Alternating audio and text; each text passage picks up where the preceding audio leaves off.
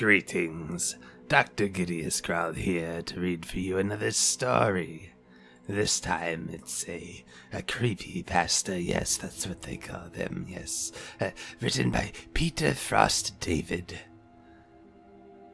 If you are armed and at the Glenmont Metro, please shoot me.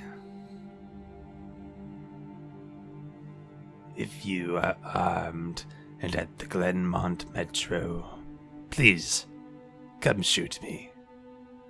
Make it a headshot. Shoot me in the temple, aiming slightly downwards. I need the bullet to travel the shortest possible distance through my brain before it hits my hippocampus. If I am lucky, the sensation of the gunshot ripping through my skull will only last a few decades. As awful as this sounds, you'll be doing me an enormous favor. Death by headshot, as soon as possible, is vastly better than the alternative. My ordeal started over 10,000 years ago, at 10:15 this morning. I earn extra money by participating in drug trials. I am a so-called healthy subject who takes experimental drugs to help assess side effects. Once it was a kidney drug, and a few times for blood pressure, or was it cholesterol? Anyway, this morning they told me the drug I took was a psychoactive substance intended to accelerate brain function. Sounded quite pleasant, actually. None of the drugs I had tested so far had ever done anything for me, in the recreational sense. In other words, none of the drugs I've tested have given me a killer buzz, or mellowed me out, or anything like that. Maybe I always ended up with the placebo group, but nothing I've tested had affected me at all. Today's drug was different. Oh yes, this shit worked. They gave me the pill at 10:15 and told me to hang out in the waiting room until they called me back for some tests. Only about 30 minutes, the research assistant told me. I flopped onto the waiting room couch, and I read a few articles from a copy of Psychology Today that was sitting on the coffee table. They hadn't called me back when I finished the Psychology Today, so I picked up a U.S. News and read it cover to cover. And then I read an old Scientific American. What was taking them so damn long? I sluggishly turned my head to the wall clock. It was only 10:23. I had read all 3 magazines in 8 minutes. I remember thinking that this was going to be a long day. I was right. The waiting room had a little bookshelf with some used hardcovers on it. When I stood up to walk to the bookshelf, it felt like my legs barely worked. It's not that they were weak. They were just slow. It took a full minute just to stand up off the couch, and another minute to take 2 steps to the bookcase. I scanned the old books on the shelf and picked out a copy of Moby Dick. My arms had the same problem as my legs. Just reaching 1 foot in front of me to grab the book took a long time. I actually got bored just waiting for my hand to reach the spine of the book. I slogged back to the couch and collapsed onto it in a slow-motion fall that reminded me of the low-gravity hops astronauts on the moon make. I opened Moby Dick slowly and began reading. I started with "Call Me Ishmael" and got as far as Ahab throwing his pipe into the sea, which was all the way in friggin' chapter 30, before they called me back. "How are you feeling?" the research assistant asked me. "I feel slow," I said. "Actually, it's the other way around. Everything seems slow because you're so fast. But my legs, my arms, they're all moving in slow motion." "Oh, your body seems to be moving slowly because your brain is fast. Your brain is running 10 or 20 times faster than normal. You are thinking and perceiving reality at an accelerated pace, but your body is still constrained by the laws of biomechanics. Frankly, you're moving much faster than a normal person." She pantomimed a jogging motion. But your brain is running so much faster right now that even your fast walk seems incredibly slow to you. I thought about my slow-motion flop onto the waiting room couch. Even if my muscles had slowed down, my body would still react to gravity the same way. But in the waiting room, I even fell in slow motion. Slow muscles couldn't explain why gravity seemed weak. My brain was going at warp 10. That's how I managed to read 3 magazines and the first 30 chapters of Moby Dick in 15 minutes. They ran a series of tests on me. The physical tests were fun. They made me juggle 3 balls, then 4, then 6. I had no problem keeping 6 balls in the air because they seemed to be moving so slowly. It was boring, frankly, waiting for each ball to move through its arc so I could catch it with my slow-motion hands and toss it back into the air. They threw Cheerios in the air, and I caught them with chopsticks. They dropped a handful of coins, and I counted the total value before they even hit the ground. The cognitive tests, though, they were less fun, but very illuminating. Finish a 50-word word search, 3 seconds. Solve an intricate maze drawn onto a poster-sized paper, 2 seconds. View a slideshow projected at 10 images per second and answer detailed questions about what I saw, 95% correct. They told me that I measured over 250 on the Conf scale. Apparently that is deep into superhuman range of thinking speeds. Then they sent me home. It'll wear off in a few hours, they said, which will seem like a few days to you. Try and use the residual effects to get some work done. Maybe catch up on some work emails while you're still in high-speed mode. The ride home was horrible. It was only 3 metro stops, and in real-world time, it only took about 35 minutes.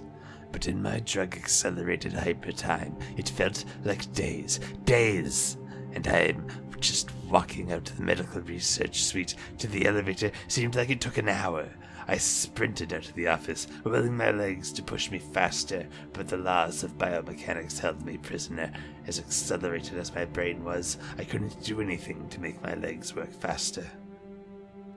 The huge disconnect between my body and mind made it extremely difficult to judge how and when to slow down, turn, or rotate my body. I had basically turned into a giant slow-motion spaz. I misjudged my speed and rammed into a wall by the elevator button at a pretty good speed. Even though I could see the wall coming at me, I couldn't make my finger outstretched to hit the elevator button move away fast enough, and I jammed it against the wall hard. The pain was intense, and if my brain had been running at regular speed, it probably only would have hurt for 30 seconds or so, but in my accelerated state, the intense pain seemed to last half an hour, 45 minutes maybe. And then the elevator ride itself. The elevator ride was horrible. I felt like I spent 4 or 5 hours just descending 7 floors with nothing to look at but the interior of an elevator car. I sprinted to the metro station. I have to admit, this part was almost fun. Even though my body moved at what seemed to me super slow speeds, I could still carefully choose how and where to place my feet, swing my arms, and turn my torso. It only took a block or 2 for me to get used to having a brain that ran 24 times faster than my body. Then I basically sprint danced the rest of the way, twisting and juking between people on the sidewalk and dodging moving cars with inches, or minutes if you're me, of clearance. I spent an hour in my time frame descending into the subway and running to the platform. Endless tedium, waiting the 6 minutes for the red line train to arrive, Although there was more to look at on the metro station platform than inside the elevator, it was still intensely boring. I should have stolen that copy of Moby Dick. The Red Line train rolled into the station in slow motion. The normally high-pitched squeal of its brakes was frequently shifted by my high-speed mind to a long, low tone, like a monotonous tuba solo. It wasn't just the squealing subway train that was 3 octaves lower than normal. All sound was slowed to the point of near inaudibility. Voices were gone, shifted below the threshold frequency of my hearing. I did manage to hear a screaming baby on my subway car. Her shrieks slowed to sound like whale songs. Sharp sounds like car horns and trucks bouncing over potholes were low, muddled roars like distant thunder. Back at the research offices, I could still hear and communicate with the research staff. But now verbal communication with anyone would be impossible. The effects of the drug were still intensifying. I spent what seemed like days on that fucking Red Line train. Days. Listening to the wail song of the screaming baby and the tuba solo of the brakes, where ordinary voices were frequency shifted out of my audio range. Smells didn't seem to be affected. I never became nose-blind to body odor, the stench of the train's brakes, the melange of farts and other smells wafting through the metro car. I finally got back to my apartment, sprinting through my open door and into the front hall at full speed was like a slow, relaxing drift down a lazy river. I was relieved to be home. At least I had stuff I could do there. I picked up the book I was reading, 100 Years of Solitude, and finished it. Despite turning the pages so quickly that I tore many of them, it seemed like most of the time I spent finishing the book was spent on page turning, not actually reading. 3 minutes had passed since I got home. I tried surfing the internet. My God, it takes a long time for computers to boot these days. But it was frustratingly slow. Hours, seemingly, to load each new page, and a fraction of a second to read it. 100 articles in my newsfeed read, and there were just 3 more minutes done. I dipped into my pile of yet-to-be-read books and finished 2 more. 4 more minutes had passed. I decided to try and sleep off the remaining effects of the drug. Unfortunately, whatever part of my mind was responsible for perception, the part that's been accelerated to hyperspeeds by the drug, isn't the same part as the part that governs sleep. Despite being awake for what I perceived as days, my physical health still thought it was 1:25 p.m. and was not ready for sleep. And nevertheless, I tried to sleep. I walked into my bedroom, a slow 45-minute drift through my apartment, and flung myself into my bed, lazily falling like a feather onto the mattress.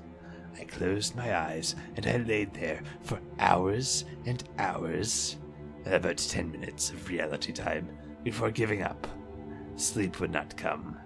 I was facing what was going to feel like days, maybe even weeks of being trapped in a slow-motion prison. So I took Ambien. The sensation of the pill, the splash of the water I used to swallow it sliding down my throat was sickening. A lump that blocked my breathing, moving like a slug down my esophagus. I read a book. 10 minutes had passed. I read another. 18 minutes since I took the Ambien. I threw the book across the room in disgust at my situation. And the book slowly pirouetted and spun through the air, like a leaf blowing in the breeze. It hit the wall with a long, faint rumble, the only sound I had heard in what seemed like hours, then drifted to the floor, like a flip-flop sinking in a swimming pool. The force of gravity hadn't changed since I took the pill. The laws of physics were all still the same. It was just my perception of time had gone wackadoo.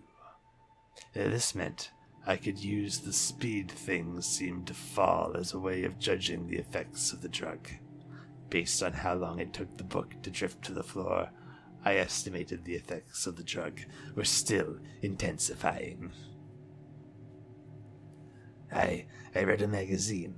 I turned on the television and clearly saw each frame of video like I was watching a slideshow. Frustrated, I turned the TV off. I read some more. The first 2 books of Churchill's History of the English-Speaking Peoples. Not exactly a light read. Frankly, I hated it. But given the hours of tedium it would take to go get another book off my bookshelf, just sitting on the couch and reading Churchill was better. Or at least less worse. It had now been 35 minutes since I took the Ambien. I lay down on the couch and closed my eyes. Time passed. I inhaled. An hours-long process. Time passed. I exhaled for a few more hours. Sleep would not come. I needed a new plan. I decided to go back to the offices, where they gave me the drug. Maybe they would have something that could counteract its effects, or at least something to knock me out until it wore off. I exited my apartment as fast as possible, taking hours in my time frame to do so. It didn't even bother locking the door. It would have taken too long. Down the stairs. It's faster than the elevator if you run. Through the lobby, out the front door, and onto the street. These few things felt like a long day at the office. Sprinting down the street, dancing and weaving between pedestrians with what must have looked to them superhuman dexterity. Down the first flight of stairs at the metro, across the landing, another hour, and then onto the second flight of stairs. That is when the Ambien hit me. The Ambien didn't make me sleepy. No, not at all. Instead, it must have had a severe cross-reaction with the experimental drug I took this morning. I was bouncing down the second flight of stairs, moving in slow motion, but still making perceptible progress. Then wham! Everything stopped. The dull roar of the street and metro ceased, replaced by the most perfect silence I have ever experienced in my life. My downwards motion seemed to completely freeze. Before the Ambien kicked in, my perception of time was maybe a few 100 times slower than real time. After the Ambien took effect, time moved thousands of times slower. Every second seemed like a day to me.